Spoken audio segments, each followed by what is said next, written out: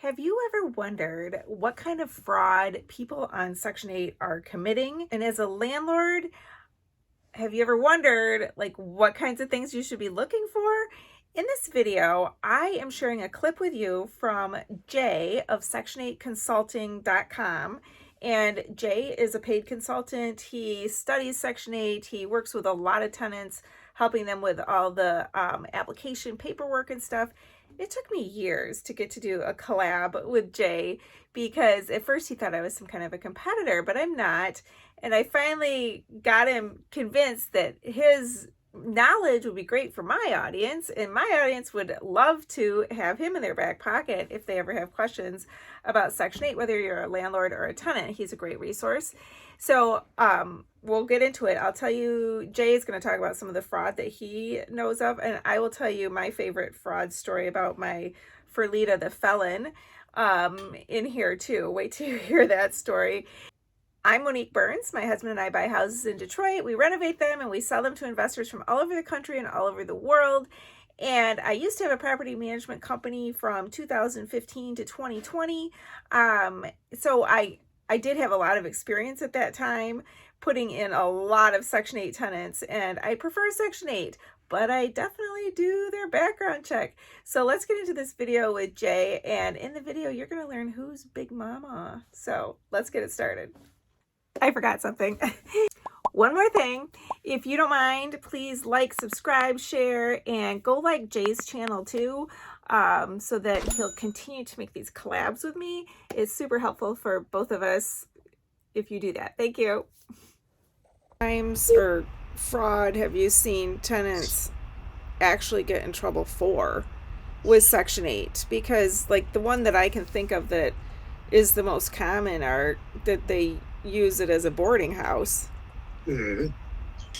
Well, the occupancy part it's a violation of the HAP contract, but the biggest types of fraud I see, and a really good example of this was the early 80s. People who lived in New York and New Jersey, they would cross several different state lines and they live in one apartment and sublease the rest of the apartments. Now that was back when the systems were more antiquated for housing authorities. Now they've changed it. They can detect it, but it's not as quick as you think. They've also caught housing authority employees doing it as well.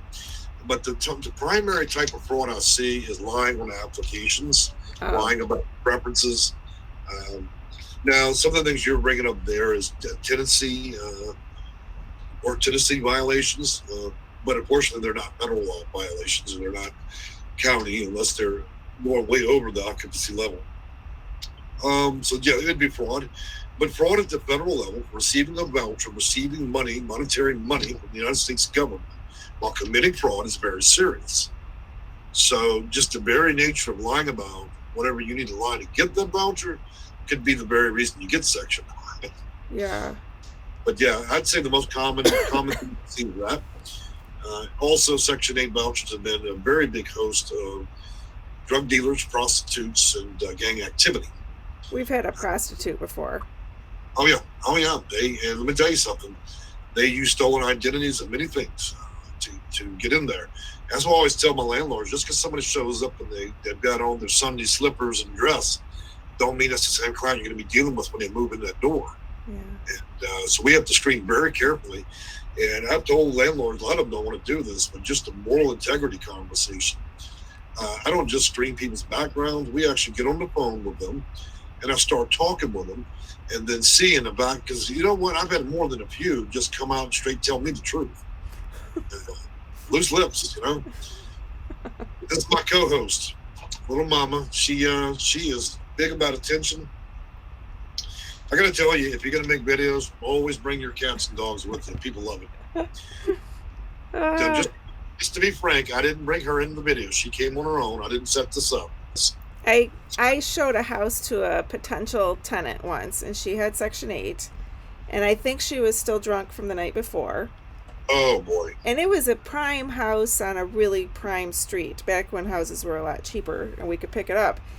And it had a walk-in closet. And she said, yeah, this house is not going to work for me. That is not even nearly enough room for all my shoes. I'm like, okay, that's really, don't say that to me. But then she started telling me that she was part of that fraud ring. You heard about that fraud ring, right? At the hospital. And I'm like, why are you even telling me this? But she was still kind of wasted, I think. And I was like, no, what are you talking about? Yeah, there was a group of us, and we went to jail. I must have said I checked people's background checks. And I think that was before I even knew how to do it back then. But I said I did it. And she said, we went to the hospital, and we pulled their records, and while they were having surgery, we would go into their house and do some identity theft. And she said then she would dress up as the people, like, because she had their identity and they were a lot older, so she had to put on a wig and all this. It was so much fun. I bought so many things.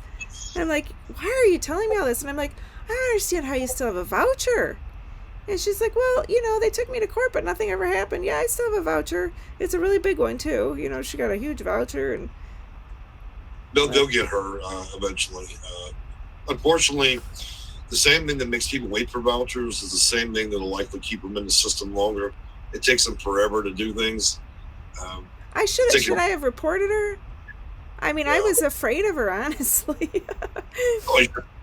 If she's drunk or high and doing other things, and she's willing to admit that, because believe it or not, people that are just that crazy, they're brutally honest.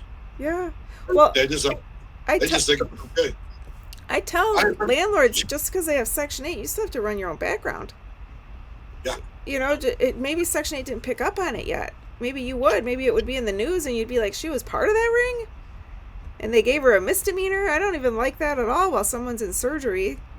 That their identity got stolen. I mean, that's as low as you can go. Yeah, it is. It is. That's a lot of what goes on. That's how the prostitutes, drug dealers, or gang members get into this stuff. They'll date somebody that has no record, and that's the person they're getting to commit fraud. In the program, then they set up shop, and that's why it's so careful and when screening these type of tenants.